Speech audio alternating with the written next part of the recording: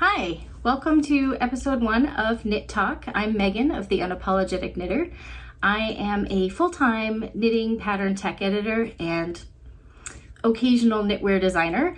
And I am here because part of my job as a tech editor for some of my clients is to act as their virtual assistant. So that means I answer questions about patterns on a daily basis. And the inspiration for this video collection, podcast, I don't know what to call it, are the emails that we get asking questions over and over again. And of course, we're happy to answer them all day, every day. But if I can put some information out there that will help more people, I'm really happy to do that. So today I want to talk about how to measure your body for sweaters and how that relates to choosing a size incorporating ease. So the first thing that I want to do is actually pick up a tape measure and show you how I have learned to measure myself. If you have someone to help you with this, that's great, because the position of our arms can really impact what the final measurement is. But let's get right to it. So the first thing to consider is your tools. So I use a flexible tape measure. I think this is maybe called a seamstress tape measure. You don't want to use just a plain old, like, hard tape measure. That won't work very well. So I'm going to back up and show you how I measure myself. Please keep in mind, I'll back right in again. Please keep in mind that you want to take this measurement over your body with just your undergarments. I'm showing you over a sweater just because that seems a lot more appropriate, but you typically want to do this over whatever your typical undergarments are that you're going to wear under your sweater. Okay, so backing up, you're going to take your tape measure and you're going to wrap it around the widest part of your body. So you're going to get it up nice and high across your shoulder blades. This is why it's really helpful to have someone help you with it. And then the widest part of your chest. Look at this, it's so slippery. Okay, there we go. Widest part of your chest. Okay, there we go, nice and high across the widest part. So this is measuring about 43 inches. You notice that I put my arms down when I did that. So you want to try and have your arms down so that you're not expanding your chest, you're not lifting your chest. You just want the widest part at a relaxed body stance, about 43 inches. Now, the good thing to know, or the important thing to know about that is I measured myself this morning without my sweater on and it's 42 inches. So it can have a pretty big impact on the finished size. So make sure you measure yourself without any other clothes on, just your undergarments. And the other thing to point out, because we do get this question, it's not your bra size, it's your actual body measurement. Your bra size is the circumference below your breasts, if you have breasts, and that is often quite a bit smaller than your full chest measurement. Okay, so that was a quick and dirty tutorial on how to measure your chest circumference. Now we want to talk about how to choose a size based on that. So the question that sort of led me to explain this in further detail is getting asked quite often how much ease is built into the pattern. And in some cases, designers do design with ease built into the pattern, for sure. And they will say, this pattern is designed to fit a bust size of 42 inches. I'm just using my measurement as an example. And so if they have built in 6 inches of ease, then the finished size would be 48 inches. So 2 inches, or 42 inches, pardon me, plus 6 inches of ease. However, what we're starting to see a lot more of is, instead of designing for a bust size of 42 inches, designers are designing for a finished size. So they may say finished sizes are 1 through 9, 1 through 11, and the sizes are 32, 37, 40, 44, whatever the spacing is. And what you're looking for is that finished size, but also the amount of recommended ease. Let's use a really popular pattern as an example, The Weekender by Andrea Mowry. She has numbered sizes, I believe it's 1 through 9, and she offers finished sizes of, I want to say it's around 39 inches up to 68 inches. The spacing of the sizes is somewhat irrelevant to the details that I'm sharing, but more importantly, she's listed what those finished sizes are, and then she says a recommended ease of positive 10 inches or 25.5 centimeters.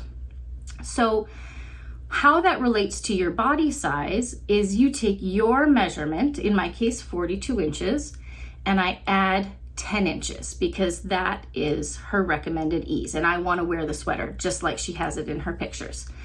So now, instead of looking for size 42, I'm actually looking for size 52 because I've taken my size and added 10 inches. I think there actually is a 52 inch finished size in the pattern. But if you're not bang on, what you're looking for is your full measurement plus the recommended ease and then the size closest to it. So if you are a little bit less than, say you only get 9 inches of positive ease, that's okay. That's still a very close fit. If you fall the other way and you're more like 13 or 14 inches of positive ease, if you look at sizing down so that you have maybe more like 6 inches of positive, that doesn't even, trying to find a way to say that. If you fall between sizes, there's other information you can look at. That's what I'm trying to say. If you fall between sizes, the next thing that you want to do is go to the schematic. Most patterns have it available either at the very beginning or at the very end of a pattern. And the other things you can look at are if there's any waist shaping, maybe that'll impact your decision. If it's a straight garment, aka no waist shaping, it just hangs straight down the body. The other thing to look at is upper arm sleeve circumferences. So if you fall between sizes and you're kind of wishy-washy either way, I could go with size 3 or I could go with size 4, look at the sleeve circumferences, because sometimes if it's a really fitted sleeve versus an oversized body, you may need to go up in sleeve size, and therefore that kind of makes your decision for you if you want to avoid having to modify the pattern at all. Yeah, so I think the only other thing that I want to say about sizes in patterns is that very rarely do they correlate to commercial sizes anymore. There certainly was a time where I think pattern designers worked on the alphanumeric system, so extra small, small, large, you know, like you'd see in a commercial clothing store. But nowadays, because we're offering a much wider range of size availability, finished sizes allows a knitter to choose what size they want. They're not necessarily correlating anymore. So when I get an email that says someone will write in and they'll say, well, I'm a size large or a size 14 at X store, what size should I knit? As much as I want to tell you what size to knit, I can't actually help you with that. I need to know what your body measurements are so I can recommend sizes. So that's just something to consider when you're looking at sweater patterns, is what's the finished size and how do I want that to go on my body? So you're choosing your ease. Like for example, going back to the weekender again, I'm a 42, there is a finished size that I'm pretty sure is 52, so that would give me exactly 10 inches of positive ease. However, maybe I don't like that much ease. Maybe I would rather have 4 inches of positive ease instead. You can simply choose the next size down and subtract your body size from it. So if the next size down is 47 inches and I know that my body size is 42 inches, then I know that the positive ease is that differential. It's only 5 inches. So by providing finished sizes, it actually gives the knitter a lot more control over the size that they choose to make. So I think that was all I really wanted to talk about today. I know it's kind of a short and sweet video, but it is a question that we do get asked quite a bit, and I just wanted to share that tidbit with you. I am going to put a link below in the comments, not only to the weekender, because if you talk about it, I think you should provide credit to the designer, but I'm also going to provide a link to a survey or an opportunity for you to submit questions that you would like answers to. As a tech editor who does VA work for other designers, I do get to answer a lot of questions, But when it's by email, sometimes I don't get to flesh out the ideas as much as I'd like to because we're trying to be succinct. So if you have burning questions that you think I can offer some advice on, please feel free to click the link in the description below for asking questions. And I think that's it. I'm just going to give a bit of credit where credit is due. This is a sweater that I actually started designing last Christmas and just finished this Christmas. Very simple garter stitch, but it uses some of my favorite yarn. This is Ewe Ewe Yarns Heathers, which is a worsted weight yarn, 100% merino, super bouncy, high twist.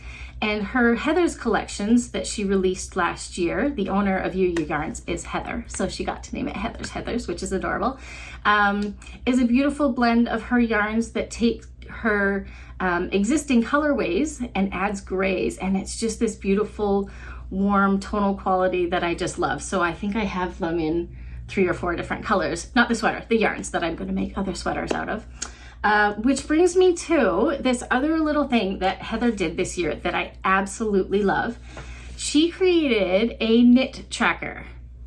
And what she's done is she's put sweet little balls of yarn with the month of every year, or with every month of the year, to help you stay on track with knitting. And you can see right there, I missed a day. I was too busy. But I just love the idea of holding ourselves accountable to stay on track with our knitting. I think it will help me finish projects a lot faster and gets me excited to color it in each morning.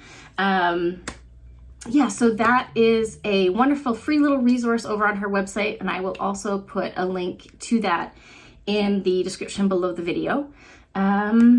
I think that was everything I wanted to share today. So I hope you enjoyed. I'm just checking my list to make sure I got everything that I wanted to talk to you about. I did. Okay. Thank you so much for stopping by. I hope to hear from you. If you've got questions, you can leave them in the comments if you need me to clarify anything that was said in the video. Otherwise, I hope to be releasing a new video every 2 weeks or so to keep myself accountable, keep me on track sharing information. And yeah, see you on the YouTubes. Thanks so much for being here. Happy knitting.